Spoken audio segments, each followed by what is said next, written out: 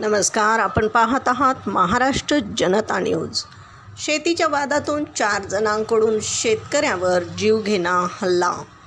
Uruli Kanchan police station हद्दीत वळती तालुका हवेली येथे 12 April रोजी सायंकाळच्या सुमारास शेतीच्या वादातून मारहाणीची गंभीर घटना घडली आहे.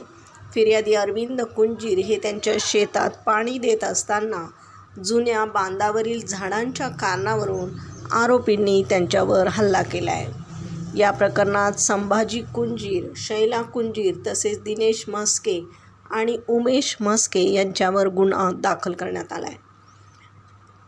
आरोपींनी कोयता, गज, स्क्रूड्रायव्हर आणि विळ्याने फिर्यादीच्या नाक, छाती, हात, कमरेवर मारहाण करून दुखापत केली आहे.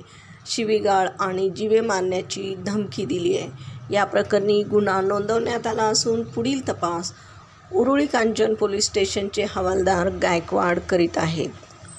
प्रतिनिधीसह महाराष्ट्र जनता न्यूज, पुणे.